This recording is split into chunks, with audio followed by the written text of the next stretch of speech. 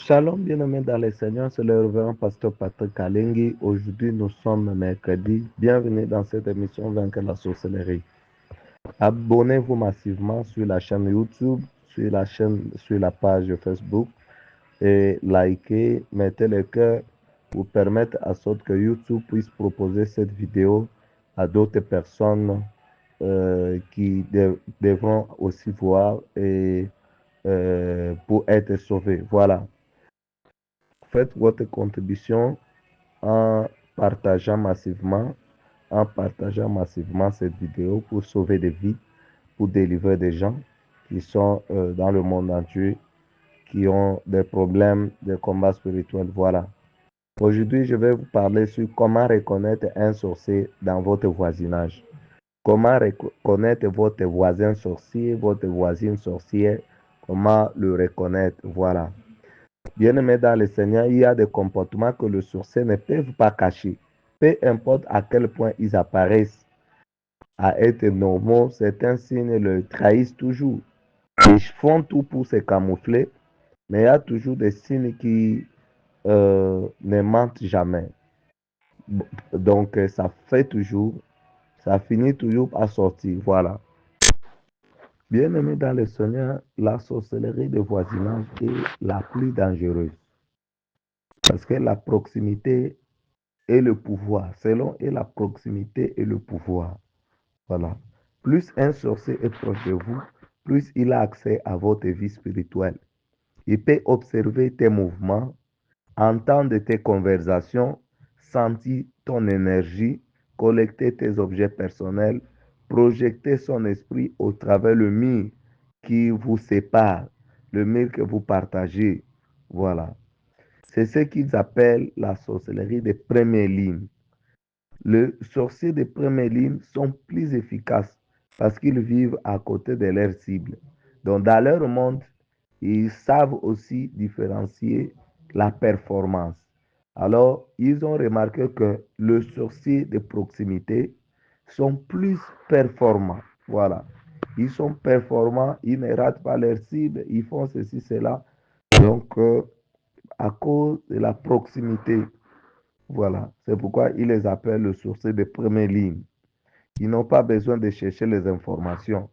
Les informations viennent naturellement. Voilà. Parce que dans le monde de la sorcellerie, c'est l'information qui est la clé.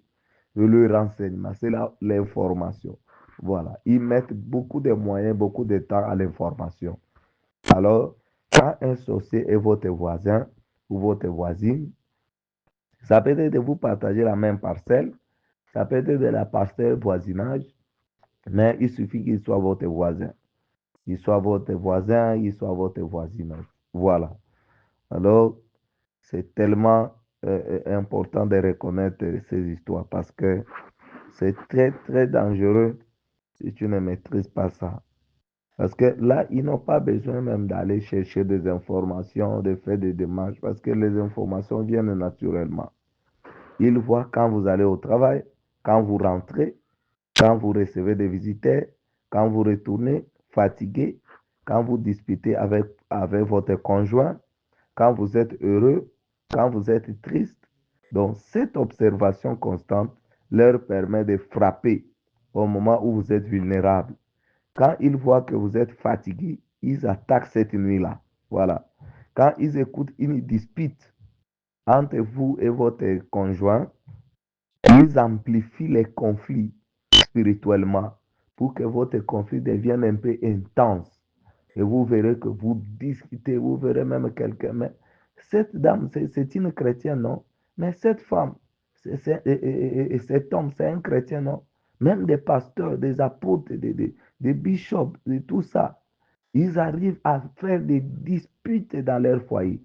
Des disputes, pourquoi? Parce que le sorcier est en train de créer. Donc, moins de disputes, c'est le sorcier qui amplifie la dispute pour que ça devienne de plus en plus intense. Voilà. Juste moins de choses, mais qui devient amplifié spirituellement par des sorciers. Voilà. Donc, c'est pourquoi il faut faire beaucoup d'attention. Et cette observation constante leur permet de frapper au moment où vous êtes vulnérable. Voilà. Les sorciers cherchent des moments où vous êtes vulnérable pour vous frapper. C'est pourquoi ne dites pas, oh non, moi je suis chrétien, je m'en fous de ces histoires de sorcellerie, et nous avons déjà vaincu. Ils vont vous frapper quand vous êtes vulnérable, parce que vous ne maîtrisez pas des choses. Voilà. Quand ils écoutent moins de disputes là, moins de disputes, bon, toi tu es chrétien né de nouveau, n'est-ce pas? Est-ce que vous ne disputez pas un peu même avec votre mari ou votre femme? Si vous disputez un peu seulement, c'est-à-dire que c'est déjà une porte d'entrée. Le sorcier peut vous frapper, même si vous êtes chrétien. Bon, comment la dispute peut se retrouver chez un chrétien? Voilà, chez un chrétien. Vous dites, non, moi, là, l'histoire des sorciers, là, je suis chrétien, né de nous. Mais pourquoi tu disputes avec ton mari ou bien avec ta femme? Pourquoi tu disputes? Est-ce que c'est la chrétienté, ça? Mais ça, c'est une porte d'entrée. Ça, ce n'est pas des chrétiens, ça, c'est de Satan. Et Satan va te frapper, va te toucher. Tu crois que donc ça va passer inaperçu comme ça, comme tu es né de nouveau, tu es chrétien, donc tu peux avoir même des faiblesses et Satan ne profite pas d'entre eux. On l'appelle les malins. Les malins. Et les apôtres l'appellent même le voleur. Le malin. Voilà. Alors, si vous n'êtes pas prudent, vous dites non, vous vous méfiez des histoires des enseignements de sorcellerie là, parce que soi-disant vous êtes chrétien ou qui, je ne sais pas. Donc vous êtes exempté des histoires de la sorcellerie. Non, non, je vous dis non. Pourquoi l'apôtre Pierre dit que votre adversaire, le diable, rôde comme un lion rugissant, cherchant qui dévorer? Soyez sobre. Pour dire soyez sobre, c'est-à-dire quoi? Si on vous demande d'être sobre, c'est-à-dire être comment? Bon, si cela n'importait rien, pourquoi l'apôtre Pierre doit nous interpeller d'être sobre? Pourquoi? Pourquoi? Être sobre, c'est-à-dire quoi? C'est-à-dire comprendre de ces manœuvres, comprendre de ces histoires, avoir des informations et être prudent. Bon, toi, tu n'es pas informé. Tu seras prudent par rapport à quoi? Tu seras prudent par rapport à quoi? Voilà, il y a des gens qui se méfient de ces enseignements de combats spirituels et d'histoire. Ils disent non, Christ nous a franchis. Il n'y a plus de condamnation pour ceux qui sont dans Christ. Est-ce que vous comprenez tout ce que vous dites vraiment? Vous comprenez vraiment au moins tout ce que vous dites? Non, vous ne comprenez pas. Vous ne comprenez pas. Vous voyez un grand intellectuel, une grande intellectuelle, mais qui se comporte comme un vaurien qui n'a jamais été à l'école, n'est-ce pas? Parce que vous ne comprenez pas des choses. Vous ne comprenez pas. Vous vous êtes emporté beaucoup plus par des sentiments soit scientifiques. Ça, ce sont des complexes seulement. Ça, ce sont des complexes. Alors, si vous êtes emporté par des sentiments qui sont parfois scientifiques ou quoi, ça, c'est votre problème. Et le voisin sorcier, s'il sent que vous avez reçu une bénédiction, il va voler cette bénédiction avant même que cette bénédiction ne se manifeste dans votre vie. Il vole ça. N'est-ce pas? Tu es en train de prier. Tu es en train de prier, le Seigneur te délivre et il te bénit. Tu as même des bons rêves qui montrent que tu es délivré, tu es restauré, tout ça. Mais à un moment donné, à cause de distractions, parce que tu as un voisin ou une voisine, sorcier, sorcière, tu viens voler cette bénédiction et tu vas attendre longtemps, tu verras que cela ne se réalise pas. Mais qu'est-ce qui se passe? Oh, le voisin, la voisine, sorcier, sorcier, vont venir voler votre bénédiction. Voilà, c'est pourquoi il est mieux de comprendre toutes ces histoires, sinon vraiment vous allez vous perdre inutilement là. Voilà. Je vais vous donner quelques signes pour reconnaître les voisins sorciers. Premier signe, la curiosité excessive et les questions intrusives. Voilà. Un voisin normal vous salue poliment et continue son chemin. Mais un voisin sorcier pose souvent beaucoup de questions. Beaucoup de questions. Où allez-vous? D'où venez-vous? Qui était cette personne qui vous a rendu visite? Pourquoi êtes-vous rentré hier soir tard? Avez-vous trouvé un bon travail? Combien gagnez-vous actuellement? Ces questions semblent innocentes, mais ne les sont pas. En réalité, chaque information que vous donnez devient une arme spirituelle contre vous-même. Le sorcier dit connaissance égale contrôle. Le sorcier dit connaissance égale contrôle. Voilà. Plus ils en savent sur quelqu'un, plus ils peuvent le manipuler spirituellement. Un jour, tu lui diras, demain, j'ai un interview. Alors, la nuit, il fera un rituel pour bloquer. Quand tu vas lui livrer une information de quelque chose que tu vas faire peut-être demain, j'ai un fiancé, j'ai ceci. il va faire un rituel pour bloquer ça. Voilà, et tu verras que la chose est gâtée. Deuxième signe, l'observation et la présence inexplicable. Un voisin sorcier semble toujours être là au bon moment. Vous sautez, il sort en même temps. Vous rentrez, il est à sa fenêtre. C'est pourquoi il y a des sorciers qui restent à la fenêtre en train de faire le recensement. Il y a des sorciers qui restent sur les fenêtres en train de faire des recensements. Aujourd'hui, qui est entré là-bas? Combien de personnes, il a accueilli combien de visiteurs? Ces visiteurs ont fait combien de temps chez lui? Il écrit ça dans son carnet spirituel. Il écrit. Il a accueilli combien de visiteurs? Ces visiteurs, chacun a fait combien de minutes chez lui? Lui, il est sorti aujourd'hui à quelle heure? Il est retourné à quelle heure? Donc, il a toutes ces informations. C'est vous qui négligez des choses parfois. Parfois, on prêche comme ça, même des enseignements que je donne. Il y a des gens qui n'écrivent pas. Vous n'écrivez pas, vous négligez, c'est-à-dire c'est la négligence. Vous négligez. Mais le sorcier ne néglige rien. Ils écrivent toutes ces informations-là. Ils écrivent toutes ces informations-là. Voilà. Vous recevez un colis, il apparaît soudainement. Vous recevez un visiteur, il trouve occasion de passer devant votre porte. Ce passage n'est pas une coïncidence, mais une surveillance spirituelle. Le sorcier doit vous voir régulièrement pour maintenir une connexion spirituelle avec vous. Chaque fois qu'il vous voit, il renouvelle les liens spirituels. Chaque fois que leurs yeux croisent le vôtre, il renforce leurs accès à votre vie. Il peut vous fixer aux yeux. Là, il essaye à lire ton esprit, de sentir tes faiblesses, découvrir vos faiblesses. Voilà, c'est ça. Troisième signe, l'intérêt pour vos déchets et vos objets personnels. Ce qui vient de votre corps leur donne accès à votre vie. Vos cheveux, vos ongles, vos salives, vos sueurs, même votre ombre. Toutes ces choses portent vos signatures spirituelles. Alors, vos voisins sorciers collectent cela. Des photos déchirées. Donc, vous verrez vraiment, ils cherchent des occasions même pour passer dans votre poubelle. Dans votre poubelle, vous ne les verrez pas. Il les fait en cachette. Ils regardent tout le mouvement pour passer en cachette. Allez fouiller même vos décombres dans votre, euh, dans vos déchets pour prendre même des petits cheveux là, ou des ongles que vous avez jetés, des anciennes photos, et vous jetez, lui, il va ramasser ça, même vos lingettes de vos périodes mensuelles, ils vont prendre ça parce que ce sont des éléments importants, même de nourriture que vous avez mangé, vous avez mis vos salives, ils viennent, ils prennent ça en cachette. Donc, c'est ça l'avantage de leur proximité. Vous avez même des babouches, ils prennent, ils cachent ça, et des habits, tout ça. Donc, leur avantage de proximité, c'est ça. Moins de mouvements, ils ramassent vos histoires personnelles. Ils ramassent vos objets personnels. Ils ramassent vos objets personnels. Alors, ils peuvent prendre votre brosse à dents, ils peuvent prendre votre brosse que vous utilisez, des peignes que vous utilisez pour peigner le cheveu, parce qu'il y a un peu de cheveux là-dessus. Ils prennent ça, tout ça. Donc, c'est ça leur avantage de proximité. Quatrième signe, le compliment excessif et l'admiration suspecte. Les admirations excessives sont des portes d'entrée.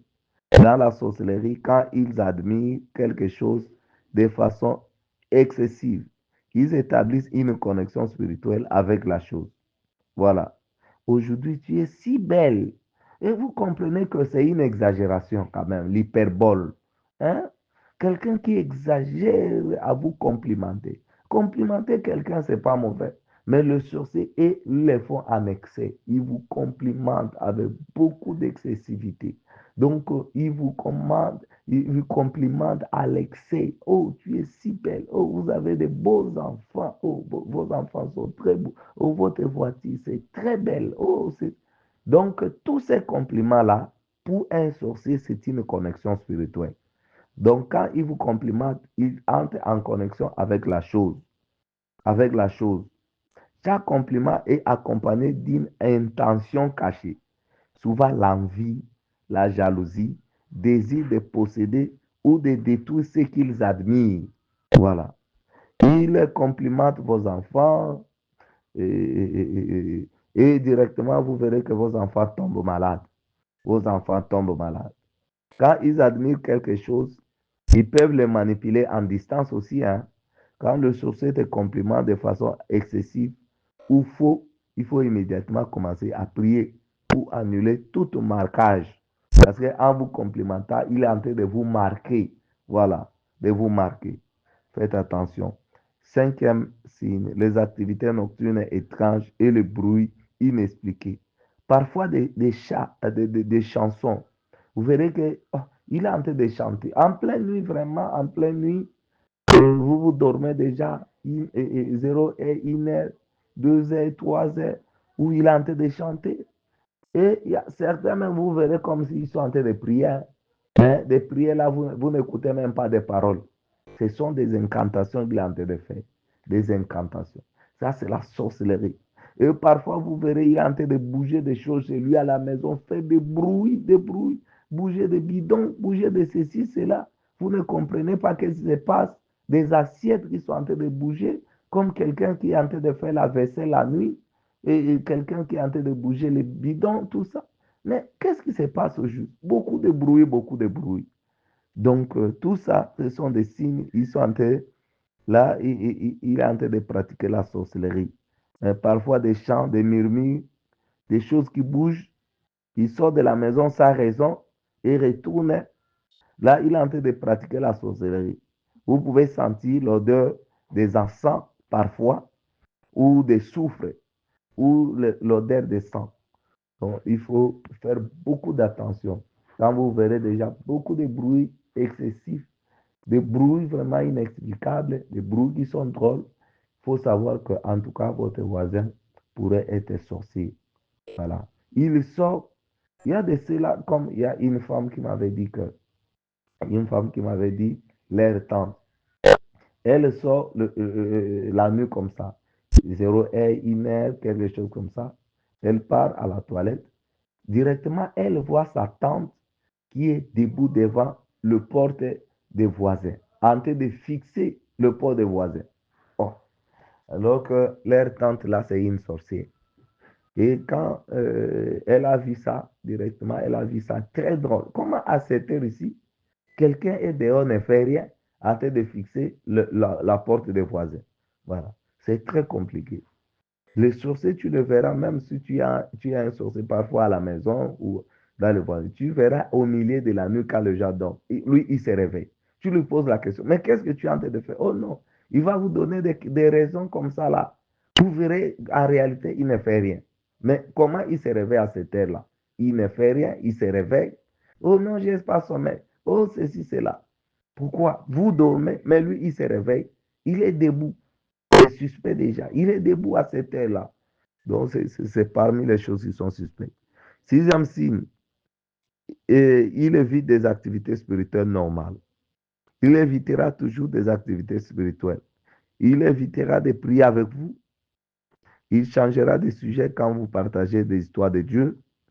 Quand les esprits qui l'habitent, parce que les esprits qui l'habitent ne supportent pas souvent la présence de Dieu. Si vous voulez méditer la parole de Dieu ensemble avec lui, il ne voudra pas. Parce que cet esprit qui est en lui sera très mal à l'aise. L'esprit qui est en lui sera très mal à l'aise. Ne supporte pas la présence de Dieu. Ne supporte pas la parole de Dieu. Voilà. Et il aura des excuses, des excuses. Vous voulez prier ensemble, vous voulez faire des activités spirituelles ensemble. Il a des excuses. Même à l'église, vous verrez comme ça. Donc, beaucoup de sorciers qui sont même dans des églises, quand vous mettez les programmes avec ces sorciers-là, euh, parfois ils acceptent les programmes facilement, mais eux-mêmes, ils ne viennent pas. Et ils vont vous donner des excuses. Donc, ils savent beaucoup ce qui fait les activités spirituelles. Ils mettent les programmes, mais ils ne respectent pas. Parce qu'ils ils ne sont pas très à l'aise à la présence intense de Dieu. Voilà. Et septième signe, ce sont des liens miroirs. Le sorcier attache parfois votre vie à leur vie. Quand vous montez, il vole une partie de votre ascension. Quand vous tombez, ils se nourrissent de votre énergie négative. Donc, vous verrez que quand vous êtes béni, vous montez comme ça. Lui aussi semble monter parce qu'il est en train de voler des choses de chez vous là. de vos bénédictions, il est en train de voler ça et il monte aussi parfois. Et quand vous descendez, lui aussi descend. Donc, des miroirs, des liens miroirs. Donc, si vous remarquez que votre voisin est sorcier, à cause des signes que nous avons montrés, ne lui dites jamais de vos affaires. Ne dévoilez jamais vos informations. Ne confiez-vous jamais chez lui en partageant vos faiblesses, vos forces, vos bénédictions, vos bonnes nouvelles avec lui. Donc, ne les faites pas. Deuxième chose, ne les manifestez pas que vous savez qu'il est sorcier ou qu'elle est sorcière. En tout cas, ne faites pas ça. Parce que sinon, ça va intensifier des attaques. Une fois les sorciers connaissent que vous les connaissez qu'il est sorcier, vous connaissez qu'elle est sorcière, elle va en ce moment-là intensifier des attaques. Voilà. Les attaques seront intensifiées contre vous. Alors, ne dévoilez pas. Et moi, je connais que tu es sorcier. Et je connais que tu es sorcière. Ça va intensifier des attaques contre vous. Voilà. Ça va intensifier des attaques. Ne manifestez pas ça. Renforcez au contraire votre protection spirituelle. Priez pour lui en distance. Demandez à Dieu de le sauver. Mais ne l'approchez pas pour dire que non, voisin, j'étais rêvé ou bien j'étais vu ceci, tout ça. Non. En tout cas, ne le faites pas, sinon ça va intensifier des attaques contre vous. Alors soyez prudents. Comme dit la Bible, vous avez déjà tous les éléments avec vous. Utilisez-les. Utilisez-les pour vous protéger avec vos familles. Que le Seigneur vous bénisse. Bonne journée.